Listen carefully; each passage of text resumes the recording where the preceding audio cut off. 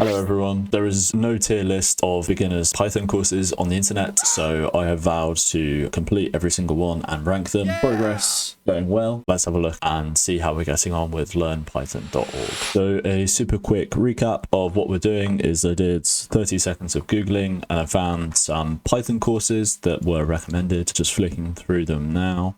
I'm essentially going to do all of these, perhaps in this order, but if there's any feedback, that would be cool on which one to do next. We are most of the way through learnpython.org. So we left it off last time that I just completed list comprehensions, and then this week I must have done something like this. Yes, I've just finished serialization. Let's do a bit of a course review.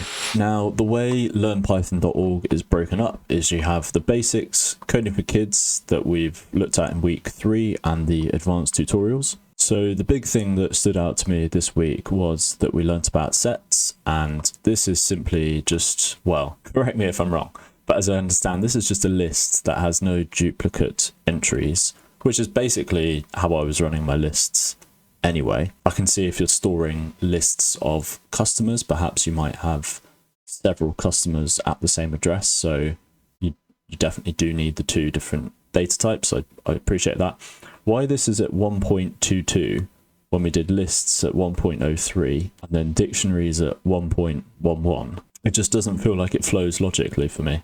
Exception handling as well. This is about when you get errors. For example, this print A here will catch an error because we've not defined the variable. This would be super useful early on because we're constantly making errors. Towards this end is an error every time you run your code, and towards this end just sort of getting the hang of it, although obviously I'm still learning. So another example of this is multiple function arguments, or MFAs as I call them. So this is a bit of syntax with an asterisk or a double asterisk. Essentially you call it when you're creating the function, and then in the future this allows you to pass over an unknown or variable amount of variables.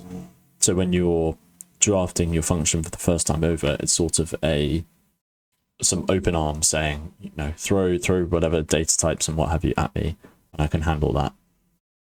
This would have been really cool to learn, or at least have reference or something like this. Maybe like a teaser hint, you know, check out lesson X when learning about functions. Yeah, not perfectly logical to me. So I appreciate it's really easy to say, oh, well, all of this isn't advanced, it should be in the basics tutorial. But then what you end up with is a basics half that is massively lopsided. I agree that things like these regular expressions, where I'm not even sure how to explain that quickly, and serialization, for example, so this is just a way of creating a portable data structure, but this loading JSON in, I'm not sure how you pronounce this, JSON with do you create an A for it, or JSON? I don't know. Anyway, I totally agree those are advanced. Where my critique falls down is that you'd end up with a lopsided basics half, which would look very intimidating, and then a very small advanced half. Well, an advanced third or quarter, we'll know when we get to the end, which should be within a week or so, perhaps a week to get to the end, and then a week to prep a course review. And I need to come up with some stats on Excel, sort of speed, ease, how the tutorials or the sort of exam questions relate to what you've actually learnt, which I felt like they maybe didn't in this, but I need to come up with that, and that will change over time and evolve as I do the rest of these. At the moment, I'm thinking rather than Hello World being lesson 1, does mention Python 2 and 3, I forgot about that, but rather than having Hello World, what this would do well with is just a tiny map or flowchart of what we're going to, or even if that was halfway through, after we learn a handful of things, by the way, you've now learnt about 80-90% of the data types that you use day to day. There's these few weird cases that aren't even covered here. If you'd like to look at them, Google them. Or these are on the advanced section, and then you could come up with some sort of 3x3 matrixy that they like, think of a noughts and crosses grid, but they wouldn't all be equally weighted.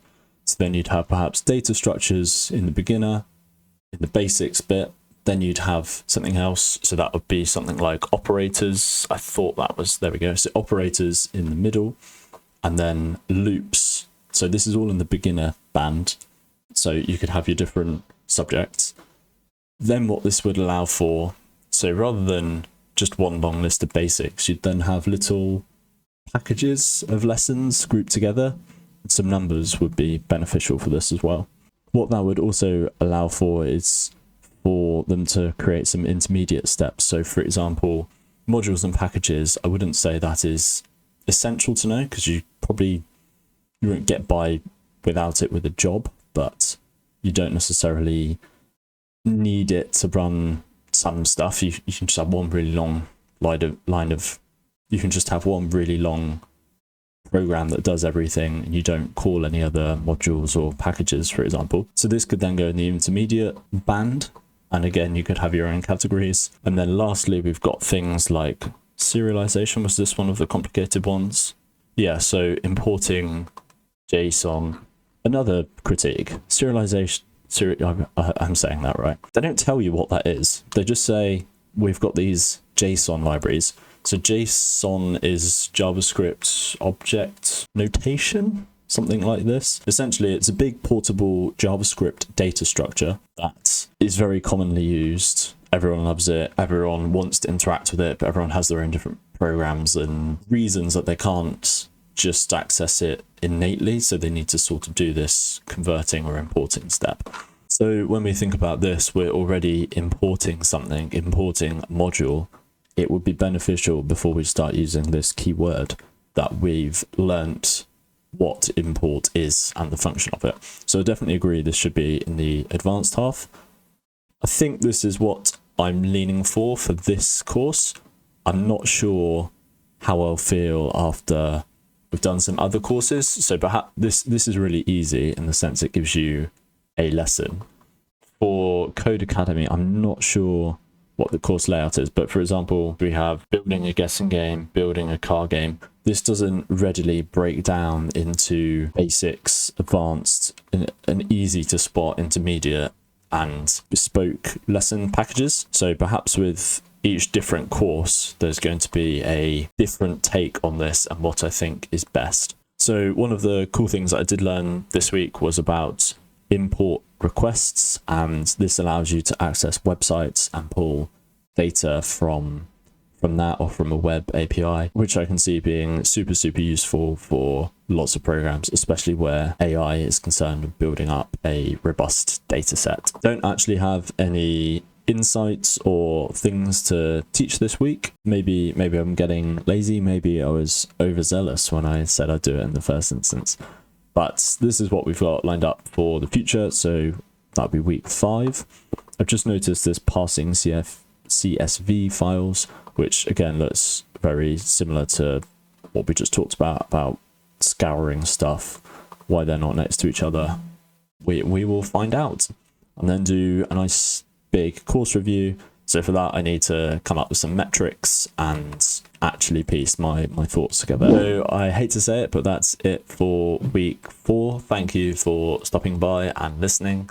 Join me for week 5, where we polish off the course, and then week 6, where we do our first full review. How exciting. Thank you for watching and have a great day.